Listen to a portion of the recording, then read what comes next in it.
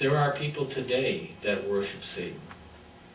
There are people today that are high witches and high warlocks that have great influence over many things on this earth. You would be surprised. You'd be stunned at what goes on out there. There are people that direct the timing of wars on this earth, the timing of terrible, terrible things that happen. And they observe these kind of days. And it's amazing to realize what kind of sacrifices are being made even on this present day that we live here. For me, I'll have no part of it. But for you, it's only fair that you have the same basis of knowledge that I'm making my decisions on. And so you can make an informed decision on how you feel about these Halloween practices. I hope that this is helpful in you learning more about Halloween. Acts chapter 19.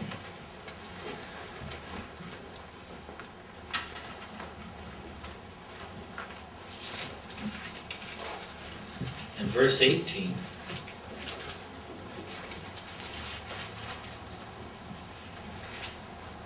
There were many people who started believing, and they confessed and they showed their deeds. And many of these people, it says in verse 19, many of them also which used curious arts brought their books together and burned them. Any idea what they mean by curious arts?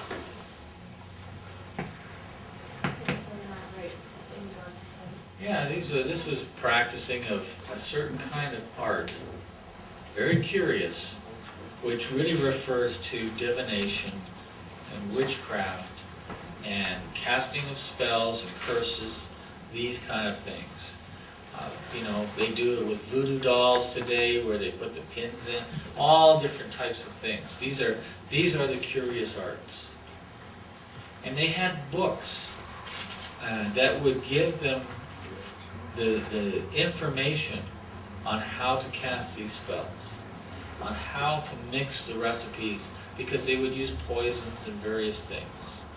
With unclean bats and unclean rats and unclean spiders that they would put into these mixes, unclean plants and so on. And so sometimes they would use these arts because they were just superstitious and afraid of spirits coming into their home from outside, so they would put certain things on their doors. This is where some of these idols came from. The idea of the masks or the other idols that they would put on their doors was to ward off, scare off these evil spirits. They just had a lot of superstition, a lot of fear. Fear is what brought on, and that the whole world is tormented in these kind of fears. We see even today how much and how popular these fear movies really are. They come, with what do we call it? Fear movies. What do we call this kind of movie? Horror movies. Thank you. You see the obsessions with them. But in any event, here these people had books on the curious arts. So what they would do is they would take these books after they were converted, and they would burn the books. Now, there were so many of them that were burned, they counted the price of them and found it 50,000 pieces of silver was the value of those books. That's kind of an interesting fact. Obviously, there was a lot of practices going on right in the days that the disciples were witnessing. Paul had just been there. They had just been casting out evil spirits, which had been manifesting themselves. Because people practice these things, so many evil spirits were getting into people that the disciples had to go around, heal them, and cast out these spirits. If it was right for these new Christians, these were brand new Christians, to put these things away. Wouldn't it be right for any and every Christian to put everything away to do with these kind of practices? Satan is a very, very smart enemy, because for him, he wants to make these things seem acceptable. He wants to make these things seem desirable. Oh, it's just for the kids. You know, shouldn't the kids be allowed to have some fun? How about the movies that are coming out? You know, we don't hold anybody back from watching anything in our home. So we have seen Harry Potter. We do know how much it promotes witchcraft and casting of spells. These are just all seemingly fun things right in these movies. You notice that in the movies?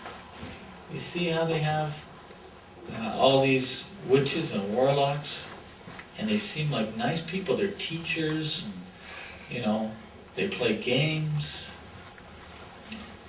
So it's just making us, conditioning us to find these things to be acceptable. Satan is trying to deceive the whole world, and he has many, many different ways of practicing these things. But really, it's not acceptable for the Lord. He doesn't suffer a witch to carry on. He does not find these things amusing. And so we have to teach too, so that our children can understand and make good decisions without holding them back from the world, because we all live in the world. We're all going to get exposed to these things. But when Jesus prayed for his disciples, he didn't pray for them to be taken out of the world, but to keep them while they were in the world. So I pray also that every one of us is kept safe while we are in the world today.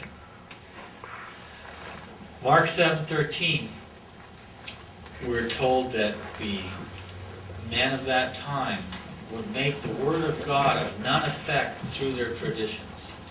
It's the traditions mainly that come forward over all these years, and these traditions make the Word of God no use.